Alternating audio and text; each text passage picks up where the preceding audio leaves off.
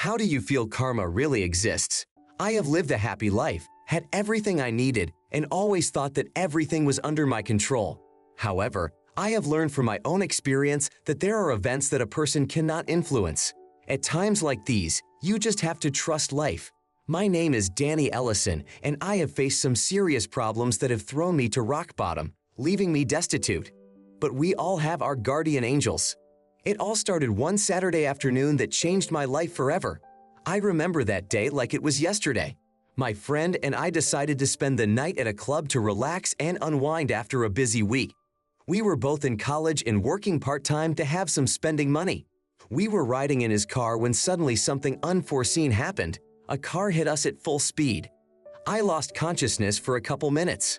When I woke up, my ears were ringing and everything was double-visioned. Later it turned out that the driver who hit us was intoxicated and mentally unwell.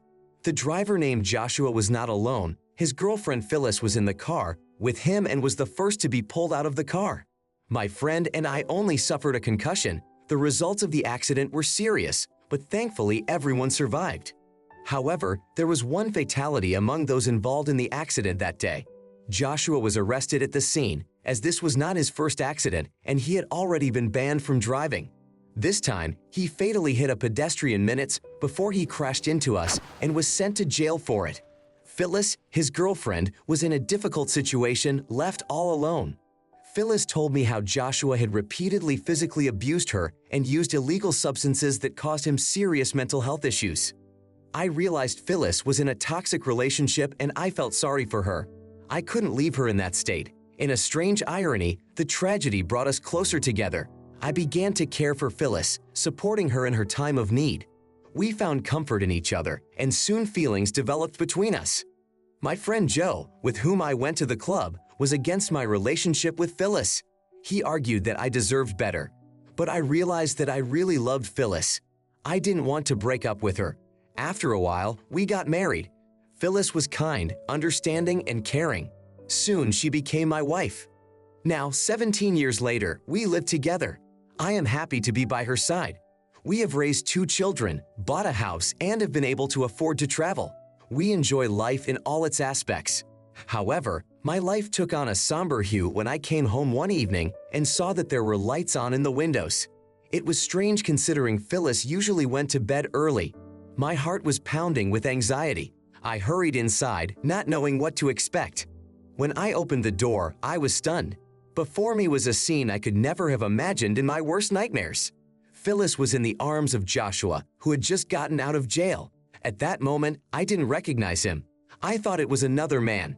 Their lips came together in a kiss. It was as if the world around them ceased to exist. They didn't even notice me.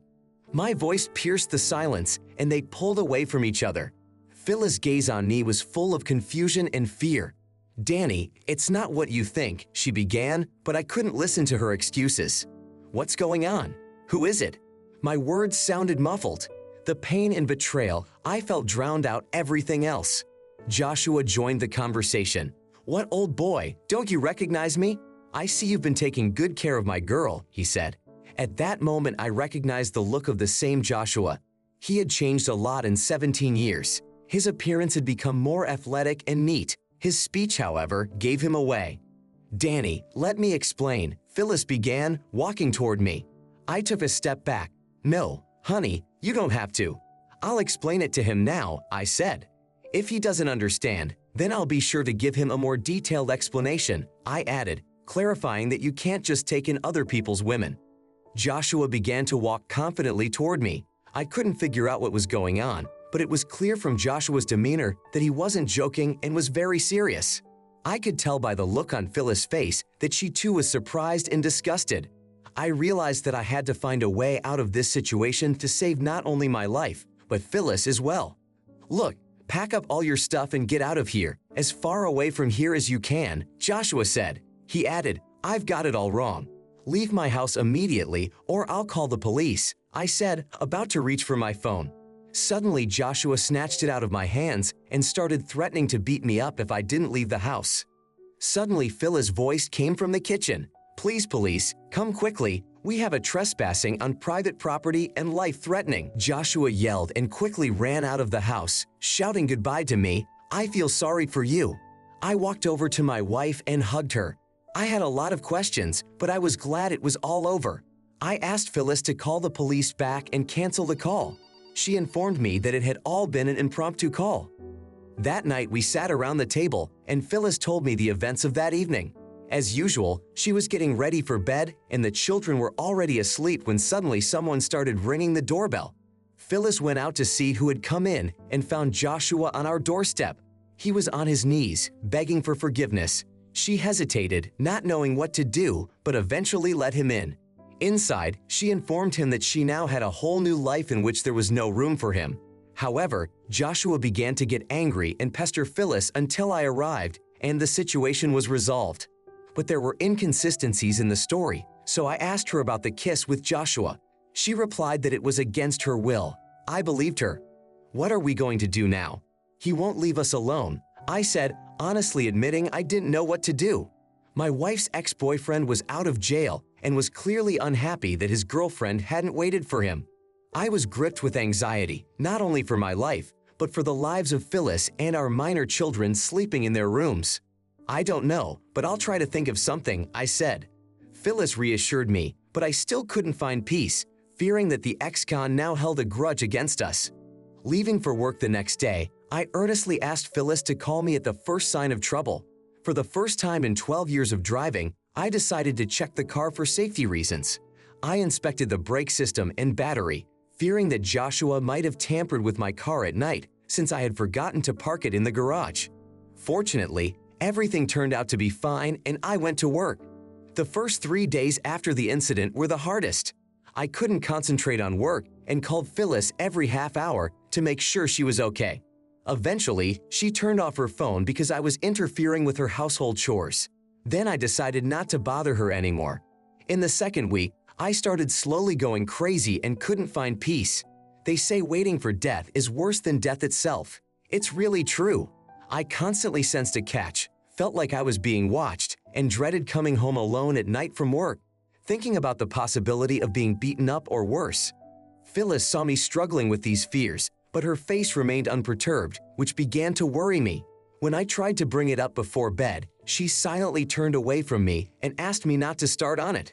I felt we were drifting away from each other. The concept of sex had disappeared in our relationship and it had become a taboo subject in our marriage. Her kisses and touches became cold and insincere, unlike before. At some point, I decided something needed to change and turned to my friend Joe. We had always had a good relationship. I met him after work and sitting in the car we started talking.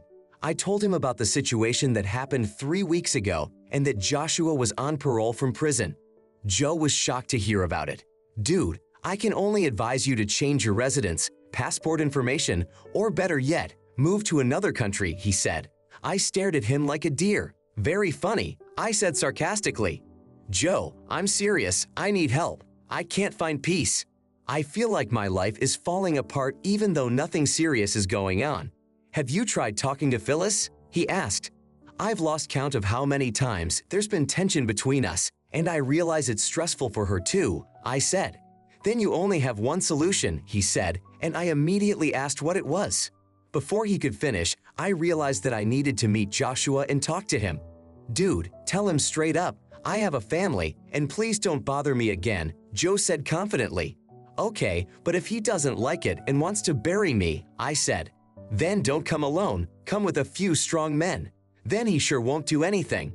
Worst case, you can hide under your wife's skirt. She sure won't let you get hurt," he said. And I realized he was right. I just needed to talk to Joshua so he would understand and leave my family alone. Apparently, the stress and worry just made my brain shut down.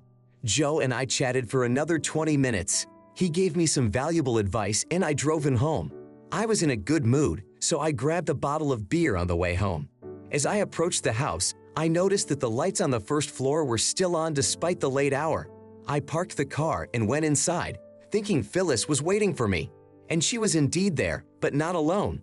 She was with Joshua. They were sitting together on the couch in the living room watching something on TV. Before I could say anything, Phyllis came up to me and said, "So, did you have a good time, womanizer?" Then she slapped me in the face. "What for?" I asked, stunned. She replied, "I was totally confused." Phyllis asked me to go into the kitchen and we sat down at the table. Joshua was surprisingly calm.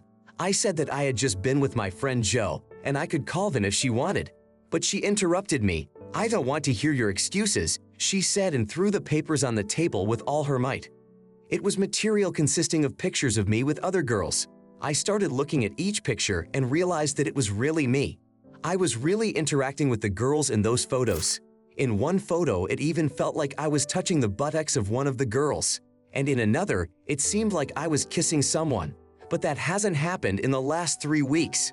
I did socialize with a lot of girls. For example, the girl I supposedly touched came up to me while I was walking to the store to get groceries. She came out of the store with 2 large bags of groceries and asked me for help. But in the photo, it looked like I was reaching not for the bag, but for her buttock. Another photo said I was spending a romantic evening with a girl, but it was far from an evening. It was my lunch break at work, and this girl was just sitting next to me. I wasn't even talking to her. There were at least 20 pictures like this with different girls I'd crossed paths with in the last 3 weeks. "Honey, I can explain everything to you. I swear I'm not cheating on you with any of these girls," I said, trying to convince her that the accusations were untrue and greatly exaggerated. I even added, "I don't remember half of the girls you say I've been with. So many that you can't even remember every single one." "I didn't expect it from you, monster," she exclaimed as I continued to prove otherwise. I saw Joshua standing next to her with a wide grin on his face. I began to defend myself again, pointing out that the dates and times on the photos were wrong. One photo was supposedly taken 3 months ago, but it wasn't. Phyllis, however, wouldn't even listen to me. "We're getting a divorce," she said, handing me divorce papers that were extremely unfavorable to me. She wanted the entire house, full custody of our children, half of my car, and a 50-50th split of all our bills. I realized that if I signed those papers, I was in big trouble. And if I didn't sign and couldn't find evidence to disprove her claims, I would be in even bigger trouble, especially when you consider that the courts tend to be more favorable to women in divorce cases, and even worse when divorce cases involve children. It was a battle with no chance of winning. "I'm not signing anything. Good luck," I said, about to leave. But Joshua grabbed my arm and told me to think hard. I wanted to hit him, but I didn't want to end up in jail for a few days, so I held back and walked out of the house, leaving for an unknown destination. I tried to contact Joe, but he was apparently already asleep. I tried to analyze the situation and couldn't understand how it had come to this. My wife was at home with her ex-boyfriend who had almost killed her in a car accident in the past. I realized that Joshua had set me up and wasn't as stupid as I thought he was. I realized why Phyllis had been acting so strange lately. She thought I was cheating on her. These thoughts didn't help me cope with the situation. I drove 40 miles from home and stopped at a motel to spend the night. The next morning, I woke up and went online to find the number of a reputable private investigator. I made an appointment to meet with him later that afternoon. The private investigator charged me a fee, which was huge because I urgently needed to gather dirt on my wife to protect myself. Joe called me that day, but I wasn't in the mood to talk to him. For the next few days, I drank alcohol and lay on the couch in complete ignorance of what was going to happen next. I waited for news from the detective, but all I got was a message from Phyllis. In it, she said she was going to court tomorrow to file for divorce and accuse me of adultery. I still had no proof, but I hoped that fate would be on my side. So I did not give in to despair and stuck to my plan. The private investigator couldn't provide a single compromising photograph. He had been following Phyllis all along. He had pictures of her meetings with Joshua, but their relationship seemed more friendly than romantic. They'd never kissed or even hugged. One day, I received a text message from an unknown sender telling me not to spend money on nonsense and that I would need to survive the divorce somehow. I realized they knew about the private investigator, so they acted like casual friends. The pictures taken by the detective would not have made sense in court. My lawyer also said that my chances of success were slim. He estimated my chances of defending my position in court at 2% out of 100. This was not a prospect that could make me happy. The day of the trial came. As expected, I lost Phyllis and was officially divorced. I was accused of adultery, and Phyllis was awarded the house and custody of the children by court order. I was only allowed to see them 3 times a month. I was also accused of alcoholism, which started after Phyllis and I separated, and it almost cost me my job. I had to pay child support, sell my car, and give some of the money to Phyllis. I had hit rock bottom and had no desire to fight. I moved into a small apartment and paid rent. Joe knew what had happened and wanted to see me, but I didn't want to see anyone. I was fired from my job, so I suddenly had a lot of free time and went into heavy drinking. It was 4 months after my divorce, and I only saw my kids once, for 10 minutes, because I came in drunk and they didn't want to hang out with me. Somehow Joe found out where I lived, came to see me, and sent me to the hospital for rehab for alcoholism. I already had stage 2 of the disease, which was quickly progressing to stage 3. If it hadn't been for Joe, at that point I probably would have died or worse, wanted to get back at Phyllis and hurt someone. I spent 4 months in the hospital and Joe paid for my treatment the whole time. He was my guardian angel, and I am grateful to him for the rest of my life. He helped me overcome my addiction, and when I was released from the hospital, Joe provided me with free housing and a construction job. Although I was a sales manager, I didn't complain, as any job was good for me. Joe said he had talked to Phyllis and didn't believe I could cheat on her. He said it was her life and that I needed to move on. He added that life would punish her. I withdrew completely, and my only goal was to rebuild my capital, as I had soaked up all my savings. While I was in the hospital, I met a girl named Gloria who was a nurse and accompanied me throughout my treatment. We kept in touch even after I was discharged from the hospital. At one point, Gloria suggested that we live together in her apartment, and I agreed. I fell in love with Gloria. She was younger than me and had also gone through a divorce because of her husband's infidelity. We found comfort in each other. When I recovered a little, I wanted to see my children, but Phyllis forbade it and told me to leave. I realized that asking her for anything was pointless, so I started to rebuild my life. After 6 months, I quit my construction job and took a position in the sales department of a company that made furniture. My paycheck increased, and Gloria and I began saving for our future home. I was serious about our relationship, but I wasn't in a hurry to propose, believing it was important to get to know each other better. On weekends, I would go out with Joe, and on weekdays, we talked about many things. I worked and spent time with Gloria. We even managed to go to California and vacation by the ocean. A year after I met Gloria, I decided to propose to her, and she said yes. After another 6 months, we bought a house and moved in together. Gloria was expecting a baby, which was wonderful news. My life was blossoming, but suddenly I received a call from an unknown caller. I answered the call and heard Phyllis on the other end of the line asking to meet. I declined, seeing no reason to do so, and asked if there was anything urgent she could tell me over the phone. But she insisted on meeting in person. I insisted on a phone call, and Phyllis said she would call back in a half hour. I warned Gloria that I was going to talk to my ex-wife, and Gloria agreed to be present during the call. We sat and waited for the call, and finally it came in. I picked up the phone, and the first thing I heard was, "Are you alone?" Phyllis' voice was panting, as if she had run a marathon. "Yes, I'm alone," I replied. She continued, "I'm sorry, I've been a fool. Please come back to me." Her words were full of hysteria. She was crying loudly and begging me to come back, but I remained silent. "I know how I ruined your life. I'm sorry. I knew you never cheated on me. You were always faithful and kind," she said, breaking into tears. "I'm so scared and lonely without you." When Joshua came back and we kissed, I was drawn to him. I thought I loved him too and that he had changed. Phyllis said all this while Gloria and I sat there laughing quietly. I was in shock listening to her. "I miss you so much. Please come back to the family. Everything will be just like before, even better," she was saying, clearly out of her mind. "First, calm down, and second, tell me what's going on," I asked. Joshua started drinking and hitting me. "I'm tired of it. I'm worried about the kids," Phyllis said. When she mentioned the kids, I immediately tensed up. "We really need you. Please come back," she continued. "Work things out, but you should see a psychiatrist," I advised and hung up. I was disgusted to listen to her. I immediately called the police, asked them to come to the address, and started packing myself.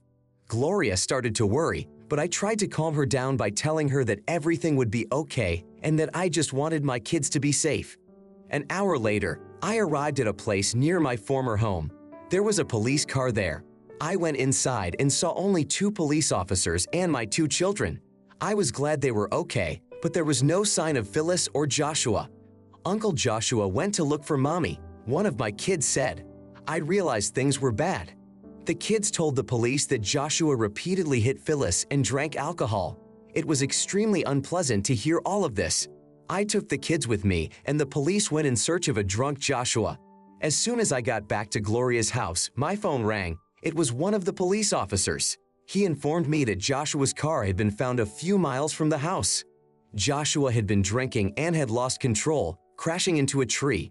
Only Phyllis survived the accident and was taken to the hospital. Joshua left many marks of violence on Phyllis. The next day, I decided to visit her in the hospital. She took it as my showing concern for her. I didn't come to see you because I have feelings for you, but because you are the mother of my children, I said.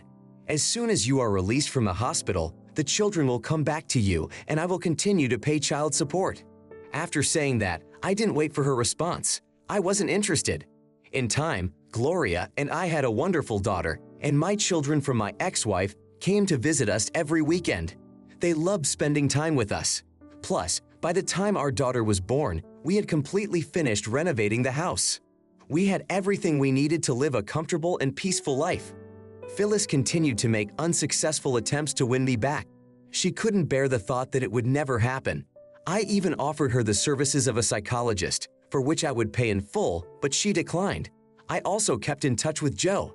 I will be grateful to him for the rest of my life. He helped me out of the toughest situation of my life. I love you, I told him as we sat at my house discussing how the accident 18 years ago had affected my life. So that's the end of the story. Write your opinion in the comments about this story. We'll be interested to read your thoughts. Also, don't forget to give us a like and subscribe to our channel. This will help you not to miss new, no less interesting and exciting stories. We wish you good luck. Thank you so much for watching my video and your time. Please subscribe to my channel and click on the bell button. Also, I am very interested to know your personal opinion about this story. You can write it in the comments. I will definitely read it and reply to you personally.